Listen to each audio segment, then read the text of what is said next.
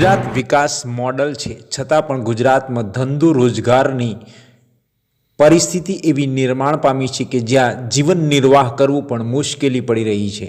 અનેક એવા ઉદ્યોગો નાના મોટા છે કે જેને લઈને લોકોને મોટી અસર પડી છે અને કરોડો રૂપિયાની આવક હોવા છતાં પણ જીવન ટકાવી રાખવા માટે સંઘર્ષ કરવો પડતો હોય છે। અનેક ધંધા અને રોજગાર બંધ થઈ જવા પામ્યા છે અને બેરોજગારીમાં વધારો થઈ રહ્યો છે। એક તરફ નોકરીઓ પણ નથી મળતી ને બીજી તરફ લોકોને ધંધા રોજગારમાં પણ માઠી અસર જીએસટીના કારણે અનેક વ્યવસાયના કારણે પડી છે અને આવકના પ્રમાણમાં માંગના પ્રમાણમાં જે ઉત્પાદન થવું જોઈએ તે ઉત્પાદનમાં પણ મુશ્કેલીનો સામનો કરવો પડતો હોય છે, જેને લઈને વેપારમાં માઠી અસર થઈ છે। જખોના માછીમારોને પણ આનો ભોગ બનવું પડ્યું છે। જખોના માછીમારો સરકારને વાર્ષિક કરોડો રૂપિયાનું હુડિયામણ કમાઈ આપે છે, રડી આપે છે, છતાં પણ તેઓને પ્રાથમિક સુવિધા આપવામાં આવતી નથી ને તેના અભાવે તેઓનું જીવન સંઘર્ષમય જોવા મળી રહ્યું છે। કચ્છ જિલ્લાના જખો બંદર ખાતે 1967થી માછીમારની શરૂઆત થઈ હતી, જે આજે મોટો ઉદ્યોગ બની ગયું છે, જે સરકાર 4500 કરોડનું વાર્ષિક હુડિયામણ રડી આપે છે। આ ધંધો ઉદ્યોગ તેમ છતાં જખો બંદર ખાતે સાગર ખેડૂતોને સરકાર દ્વારા પૂરતી સુવિધાઓ જ આપવામાં આવતી નથી। આ છે આપણું વિકાસ મોડલ। પ્રાથમિક સુવિધાઓના અભાવે સાગર ખેડૂતોનું જીવન નર્ક સમાન બની ગયું છે, જેમાં લાઇટ, આરોગ્ય, મોબાઈલ કનેક્ટિવિટીના અભાવના કારણે સાગર ખેડૂતોને ખૂબ જ મુશ્કેલીનો સામનો કરવો પડી રહ્યો છે। માછીમારોને રહેવા માટે પાકા મકાનો બનાવવામાં આવતા નથી। એક તરફ સરકાર દ્વારા 2022ની ટ્રિપલ એન્જિનની સરકાર દ્વારા તમામ લોકોને મકાન બને આપવામાં આવશે તેવા અનેક વાયદાઓ કરી ચૂક્યા, માત્ર ચૂંટણીમાં જ વાયદા કરવામાં આવે છે અને આ વાયદાઓ પૂરા કરવામાં આવતા નથી। દર વખત નવા નવા વાયદા કરવામાં આવે છે, પરંતુ એક પણ વાયદાનું પાલન ન થતું હોય તેવું જોવા મળી રહ્યું છે અને તેમના મકાનો પણ 2022ની જગ્યાએ 2025 આવવાની તૈયારી હોવા છતાં પણ પાકા મકાન હજુ સુધી મળ્યા જ નથી કે આપવામાં આવ્યા જ નથી કે બનાવી આપવામાં આવ્યા જ નથી। જે 4500 કરોડનું હુડિયામણ રડી આપતો ઉદ્યોગ છે તેમાં કામ કરતા લોકોને રહેવા માટે પાકા મકાનો નથી, જેના કારણે ભર શિયાળામાં ગુજરાતના સૌથી ઠંડા રહેતા વિસ્તારમાં તેમને ખુલ્લામાં રહેવા માટે માછીમારોને મજબૂર બનવું પડે છે અને સરકાર મજબૂર બનાવી રહી છે। દરિયામાં માછીમારી કરવા માટે ફિશરીઝ વિભાગ તરફથી સાગર ખેડૂતને ઓનલાઈન ટોકન આપવામાં આવે છે। જખો બંદર ખાતે નેટવર્કના અભાવના કારણે સાગર ખેડૂતને 5 કિલોમીટર દૂર જઈ જ્યાં નેટવર્ક આવતું હોય ત્યાં ઓનલાઈન ટોકન લેવા પડે છે। જખો દરિયામાં લેબોસ્ટર નામની કિંમતી માછલી મળી આવે છે, જેની આંતરરાષ્ટ્રીય લેવલ ખૂબ માંગ છે।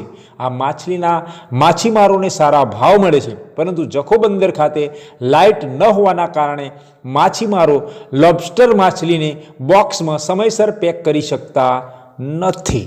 બરફ ફિશિંગ કરવા માટેના સાધનો લાઇટ ન હોવાથી ચાલતા નથી, જેના પરિણામે માછલીઓ ખરાબ થઈ જાય છે અને માછીમારોને આર્થિક નુકસાન વેઠવું પડે છે।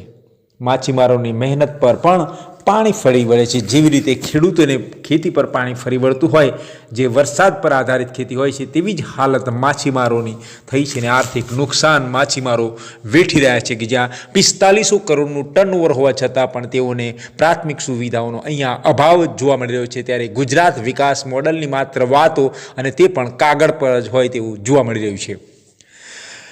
જખોના માછીમારોને પ્રાથમિક સુવિધાનો અભાવ અંગે વાત કરતા જખો માછીમાર અને બોટ એસોસિએશનના પ્રમુખ અબ્દુલ્લા શાહ પીરઝાદાએ જણાવ્યું હતું કે સૌરાષ્ટ્ર સહિત ગુજરાતના તમામ માછીમારો પોતાના પરિવાર સહિત 10 મહિના માટે જખો ખાતે માછીમારી કરવા માટે આવતા હોય છે।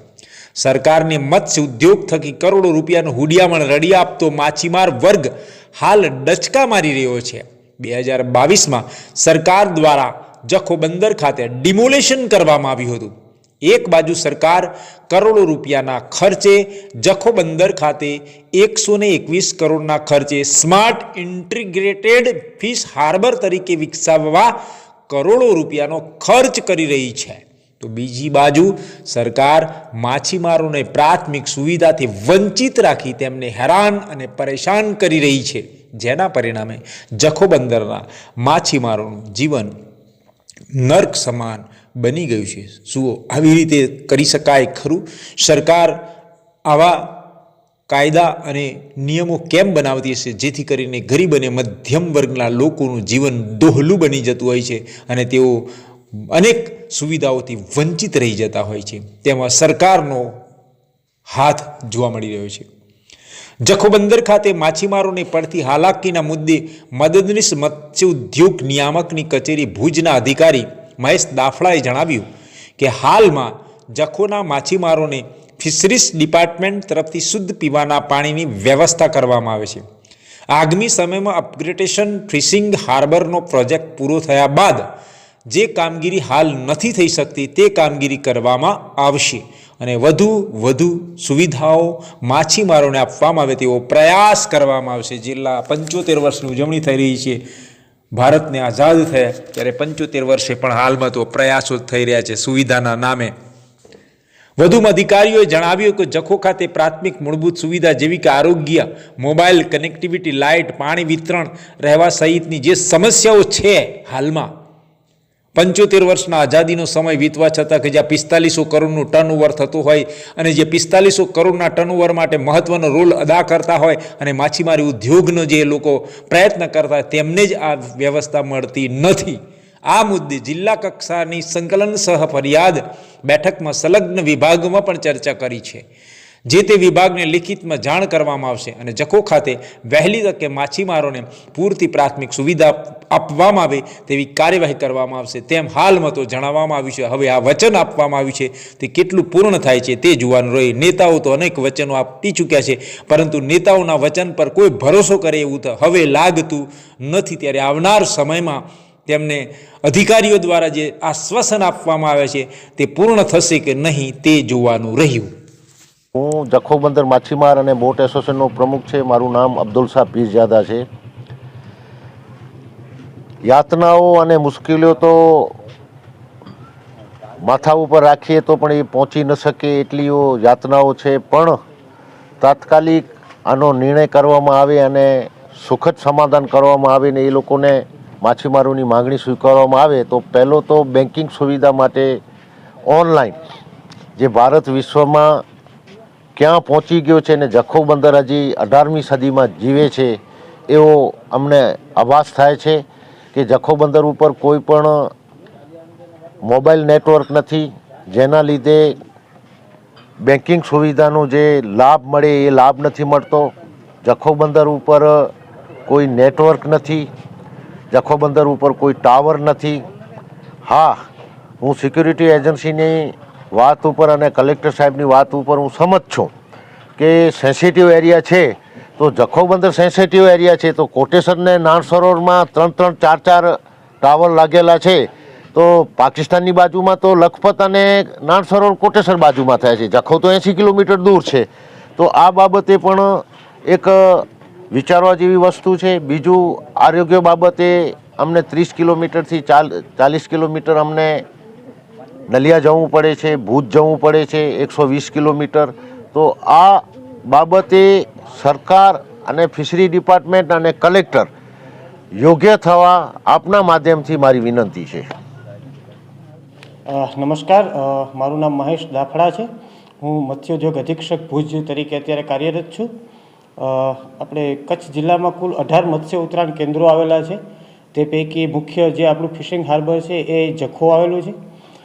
જખોની જો માછીમારોની વસ્તીની ધ્યાને લેવામાં આવે તો સરકારશ્રીની 2007ની પશુધન વસ્તી ગણતરી પ્રમાણે કચ્છ જિલ્લાની ટોટલ 7,947 જેટલી સક્રિય માછીમારોની વસ્તી નોંધાયેલી છે। સરકારશ્રી દ્વારા કચ્છ જિલ્લાના જખો બંદર ખાતે અપગ્રેડેશન ઓફ ફિશિંગ હાર્બર નામનો એક પ્રોજેક્ટ અમલમાં મૂકવામાં આવેલો છે, જે બજેટમાં તેમની ગ્રાન્ટ પણ મંજૂર થયેલી છે અને ટૂંક સમયમાં એમની કામગીરી પણ શરૂ કરવામાં આવશે। જે કામગીરીના ભાગરૂપે જખો બંદર ખાતે નવો ઓક્શન હોલ બનાવવો, નેટ વેન્ડિંગ શેડ બનાવવો, પ્રોટેક્શન વોલ બનાવવી, સડક બનાવવી, આ તમામ કામગીરીને તેમાં સમાવેશ કરવામાં આવેલો છે। વર્ષ 2023-24 અંતિત જખો બંદર ખાતે ટોટલ 287 લાખ મેટ્રિક ટન જેટલું આપણે મત્સ્યનું ઉત્પાદન કરવામાં આવેલું છે। આટલી આટલી પકડાશ થયેલી છે અને તમામ જે માછલીઓ છે તે રાજ્યના અને દેશના અલગ અલગ શહેરોમાં અહીંથી ડોમેસ્ટિક એક્સપોર્ટ કરવામાં આવે છે. જખૌ બંદર ખાતે જો પ્રાથમિક સુવિધાની વાત કરવામાં આવે તો હાલમાં માછીમારો એમની લેન્ડિંગ જેટી અને બર્થિંગ જેટીથી માછીમારી કરે છે. ઓક્શન હોલ અને નેટ વેન્ડિંગ શેડ છે પણ એ જર્જરિત હાલતમાં હોય. સરકારશ્રીના upgradation of fishing harbour project અંતર્ગત એનું મરામત થયેથી તેમનો ઉપયોગમાં લઈ શકાશે. પરંતુ હાલમાં જખૌ બંદરના માછીમારો છે પોતાની અંગત જવાબદારી સાથે એ લોકો રહેવાની અને તમામ સુવિધાઓ કરે છે. ફિશરીઝ ડિપાર્ટમેન્ટ દ્વારા જખૌ બંદર ખાતે રહેતા માછીમારોને પાણીની સુવિધા પૂરી પાડવામાં હાલમાં આવી રહી છે અને આગામી સમયમાં અપગ્રેડેશન ઓફ ફિશિંગ હાર્બરનો પ્રોજેક્ટ પૂરો થયેથી જે કામગીરી હાલમાં નથી થઈ શકતી એ તમામનો સમાવેશ કરી અને તમામ માછીમારોને મેક્સિમમ જે સુવિધાઓ આપી શકાય તે રીતની વ્યવસ્થા કરવામાં આવશે. જી, ખાસ કરીને જે લાઇટ સહિતની જે સુવિધાઓ નથી, જે જવાબદાર વિભાગો છે એમને મત્સ્યોદ્યોગ દ્વારા કયા પ્રકારની કાર્યવાહી કરવામાં આવે છે? જી, જખૌ ખાતે પ્રાથમિક મૂળભૂત સુવિધાઓ જેવી કે આરોગ્ય છે, મોબાઈલ કનેક્ટિવિટી છે, પાણી વિતરણ છે અથવા રહેવા માટેની જે વ્યવસ્થા છે તો સંલગ્ન જે કંઈ પણ વિભાગ લાગુ પડતા હોય તેમને જિલ્લા કક્ષાની સંકલન સહ ફરિયાદ સમિતિની બેઠકમાં અમે પ્રશ્નો છે એમની ચર્ચાઓ કરેલી છે અને જે તે વિભાગને અમે લેખિતમાં પણ જાણ કરીશું અને શક્ય તે વહેલી તકે તેમને સુવિધાઓ પૂરી પાડી શકાય એ બાબતની કાર્યવાહી કરવામાં આવશે.